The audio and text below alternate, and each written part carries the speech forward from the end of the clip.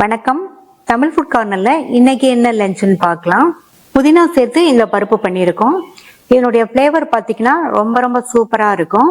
இன்னொரு தடவை சாப்பாடு போட்டு இந்த பருப்பு போட்டு சாப்பிடணுன்ற அளவுக்கு அவ்வளவு நல்லா இருக்கும். இதுக்கு சைடிஷா ஒரு சூப்பரான கொண்டக்கடலை மசாலா பண்ணியிருக்கோம். இந்த காம்பினேஷன் கண்டிப்பா ஒரு டிஃபரன்ஸை கொடுக்கும். ட்ரை பண்ணி பாருங்க. செய்ய ஸ்டார்ட் பண்ணலாம். 150 கிராம் பிரவுன் கலர் கொண்டக்கடலைய வாஷ் பண்ணிட்டு 8 மணி நேரம் ஊற வச்சிருக்கேன். இப்ப இதை வேக வச்சிடலாம். ஊற வச்ச கொண்டக்கடலைய இந்த குக்கர்ல சேர்த்துட்டு முங்குற அளவுக்கு தண்ணி, 1/2 டீஸ்பூன் சால்ட் சேர்த்துட்டு நல்லா கலந்து விட்டுட்டு மூடி வச்சிடலாம். மூடி போட்டாச்சு. ஸ்டீம் வந்ததுக்கு அப்புறமா வெயிட் போட்டு மீடியம் ஃப்ளேம்ல 5ல இருந்து 6 விசில் வேக வச்சுக்கலாம். இப்ப 6 விசில் வந்துருச்சு. கொண்டக்கடலை எல்லாம் நல்லா சாஃப்டா வெந்துருச்சு. இந்த அளவுக்கு வேக வச்சுக்கணும். இப்ப இதை இறக்கி வச்சுட்டு அடுத்து இந்த பேன்ல 1/2 டேபிள் ஸ்பூன் நல்லெண்ணெய் சேர்க்கிறேன். எண்ணெய் சூடானதும் இதுல 1/2 டீஸ்பூன் கடுகு பொரிஞ்சதும் இதுல கறிவேப்பிலை, ஒரு பெரிய சைஸ் பெரிய வெங்காயத்தை இந்த மாதிரி ஸ்லைஸ் பண்ணி சேர்த்துக்கோங்க. கூடவே 5-6 பல் பூண்டை தட்டி சேர்த்துக்கலாம். இது கூட ஒரு பச்சை மிளகாவை கீறி சேர்த்திருக்கேன். இப்ப வெங்காயம், பூண்டு, பச்சை மிளகாய் எல்லாமே வதங்கட்டும். வெங்காயம்லாம் வதங்கி அதனுடைய கலர் லைட்டா மாறி வந்திருக்கு. இந்த ஸ்டேஜ்ல 1/4 டீஸ்பூன் மஞ்சள் தூள், 1/2 டீஸ்பூன் தனி மிளகாத்தூள், 1/2 டீஸ்பூன் கொத்தமல்லி தூள் எல்லாத்தையுமே ஸ்டவ்வோட தீயை நல்லா குறைச்சிட்டு சேர்த்துக்கங்க. 1/2 டீஸ்பூன் சோம்பு தூள், 1/4 டீஸ்பூன் சீரகத்தூள். சோம்புத்தூள் சீரகத்தூளுக்கு பதில் உங்கள்கிட்ட கறி மசால் தூள், கரம் மசால் தூள் எது இருந்தாலும் சேர்த்துக்கங்க. நம்ம கொண்டக்கடலை வேக வைக்கும் போது உப்பு சேர்த்தோம். இப்ப இந்த மசாலாக்கு தேவையான அளவு உப்பு சேர்க்கிறேன். நல்லா மிக்ஸ் பண்ணி விட்டுட்டு இது கூட 1/4 கப் மட்டும் தண்ணி சேர்க்கிறேன்.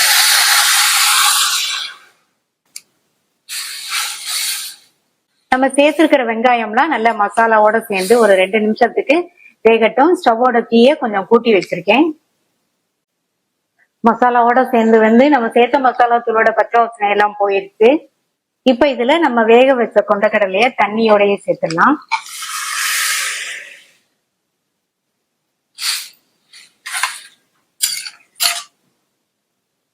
நல்லா மிக்ஸ் பண்ணி விட்டுட்டு மூடி வச்சிருங்க. மீடியம் ஃப்ளேம்ல எல்லாமே ஒண்ணு சேர்ந்து 4-5 நிமிஷத்துக்கு வேகட்டும். வெந்துட்டு இருக்கும் போது இடையில ஓபன் பண்ணி பார்த்து கலந்து விட்டுக்கங்க. 5 நிமிஷம் ஆயிடுச்சு. மசாலாவோட சேர்ந்து சுண்டல் நல்லா வெந்துருச்சு. இதுல 2 டேபிள் ஸ்பூன் தேங்காய் துருவல் சேர்க்கிறேன். தேங்காய் துருவல் ஆப்ஷனல் தான், நீங்க விருப்பப்பட்டா சேர்த்துக்கங்க, இல்லைன்னா சேர்க்காமையே இந்த மசாலா நல்லா இருக்கும். அடுத்து பொடியா கட் பண்ண கொத்தமல்லி இலைகள் கொஞ்சம் சேர்த்துட்டு நல்லா கலந்து விட்டுருங்க. சுவையான சுண்டல் மசாலா ரெடி ஆயிடுச்சு.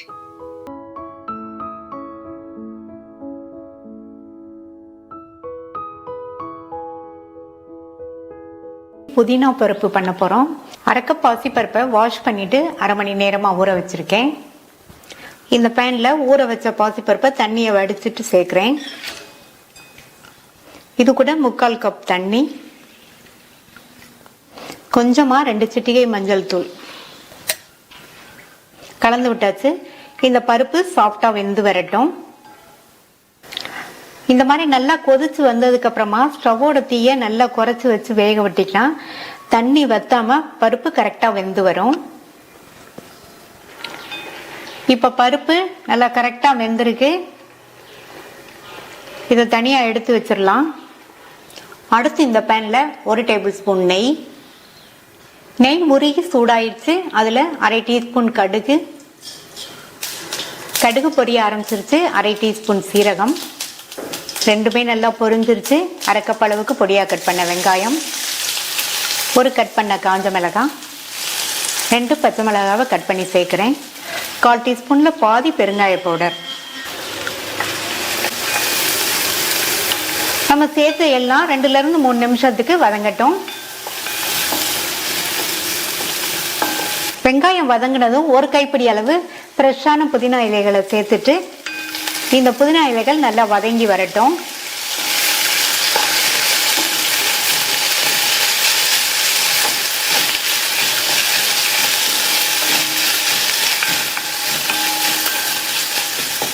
புதினா இலைகள்லாம் நல்லா சாஃப்டா வதங்கிடுச்சு.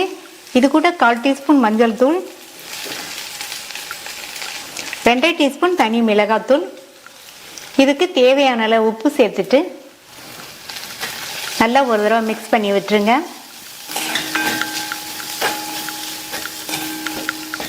இதில் நம்ம வேக வச்ச பருப்பை சேர்க்குறேன்.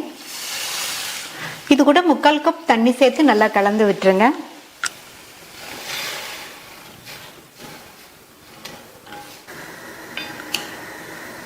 நல்லா கலந்து விட்டாச்சு. பருப்பு 4-5 நிமிஷத்துக்கு வேகட்டும்.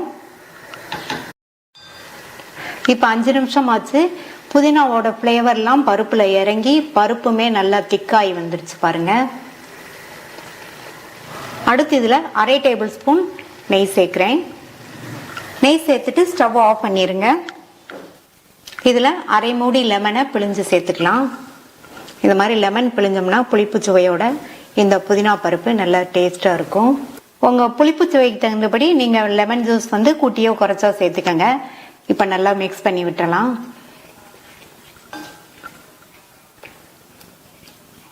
கம கமன் வாசனையா சுவையான புதினா பருப்பு ரெடி ஆயிடுச்சு. சாதத்தில் போட்டு சாப்பிடும்போது ரொம்ப டேஸ்டாக இருக்கும்.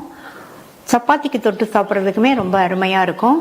வீட்டில் செய்கிற சாப்பாட்டில் புதுசாக நமக்கு ஒரு சேஞ்ச் வேணும்னு நினச்சிங்கன்னா இந்த காம்போ ட்ரை பண்ணுங்க. நல்ல ஃப்ளேவர்ஃபுல்லான புதினா பருப்பும் அதுக்கு பொருத்தமான கொண்டக்கடலை மசாலாவும் ரெடி ஆயிடுச்சு. ட்ரை பண்ணி பார்த்துட்டு உங்கள் கமெண்ட்ஸை சொல்லுங்கள். தேங்க்யூ.